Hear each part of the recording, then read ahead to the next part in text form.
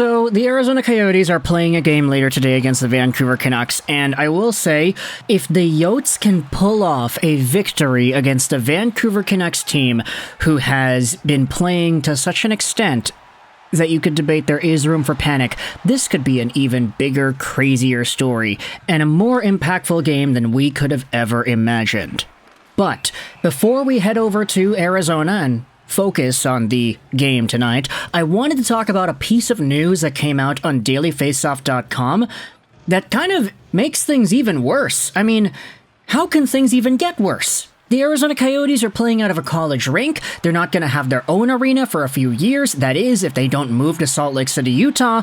With all the drama the Coyotes have gone through over the past few years, from the drafting of Mitch Miller, to the illegal testing of prospects, to them not paying their arena staff, to them not paying their building fees, to them having their draft picks rescinded, to all this other stuff, it turns out that things might have just gotten worse.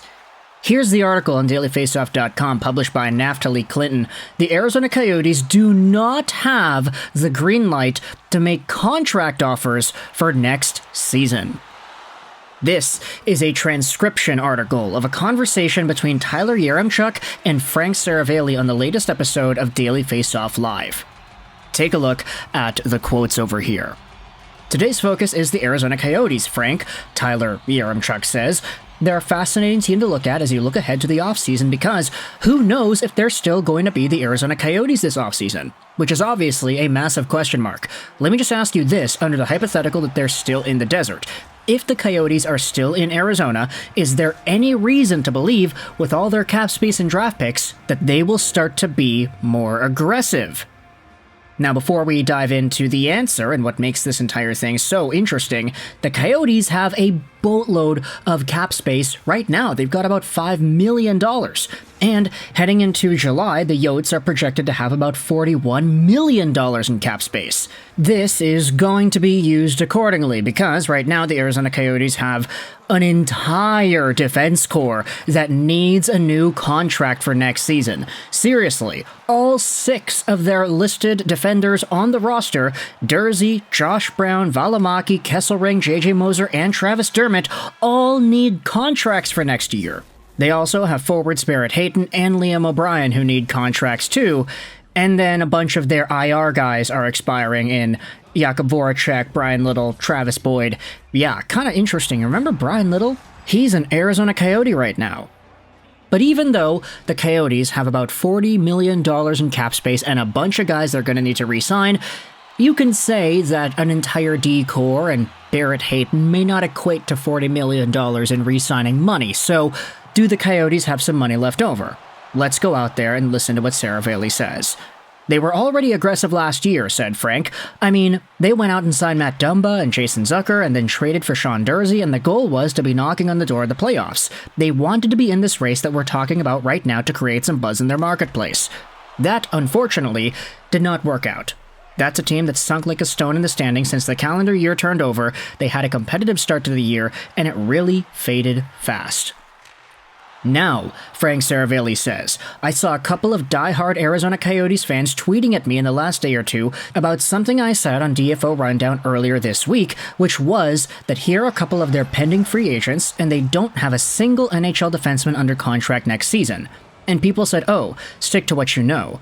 I'm telling you for 100% fact, and please listen closely, that the Arizona Coyotes haven't had the ability financially to extend contract offers to players. Not that they don't want to keep them, but there's obviously something going on behind the scenes, which we know is this arena situation.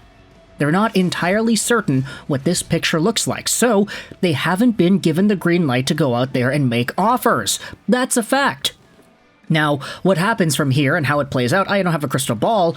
I can't tell you, but there's a lot of machinations behind the scenes and a lot of investigating to try to figure out where this all goes.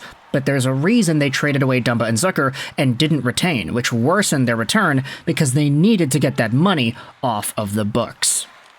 The Arizona Coyotes may be in one of the most precarious spots for an NHL team to be in.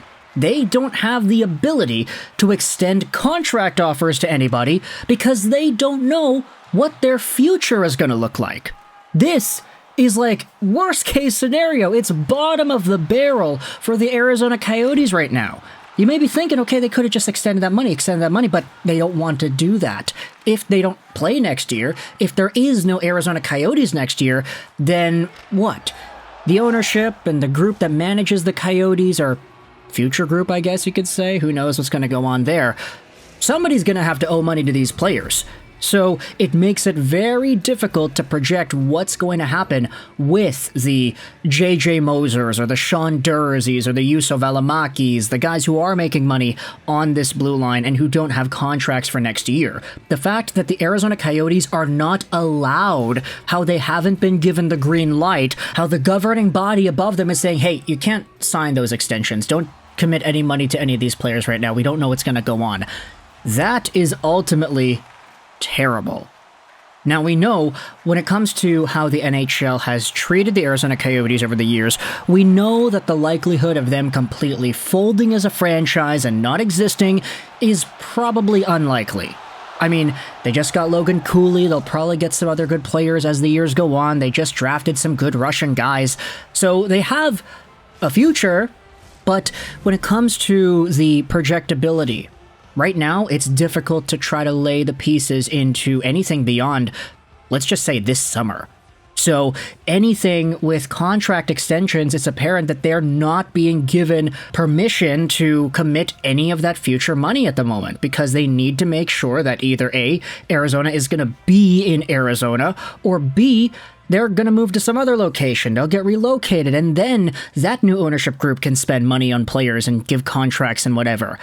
So this is a very odd development in the story of the Arizona Coyotes, and I wanted to bring this up here on the channel because it's so unique. We haven't seen this happen in a long time. Like, when was the last time we saw an NHL franchise not be allowed to give contract offers to their players because the team is so dangerously worried about walking that tightrope as to whether or not they'll exist in a few months? Oh man, if the Coyotes can beat the Canucks later today, then that's a lot of momentum. They kind of need that. Keep hockey in the desert, let them build that huge plaza and the arena that was leaked out a few weeks ago. We know Gary Bettman wants it to happen. We know the Arizona Coyotes fans want it to happen. For Logan Cooley's sake, just make it interesting. Give them the ability to sign defensemen for next season, because you can't be going into the season without anybody on your blue line.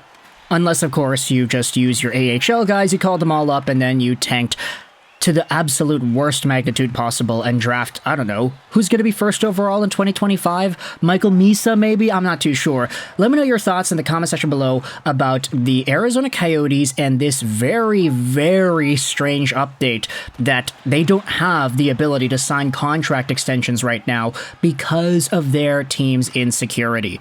I hope you enjoyed this video, and bye.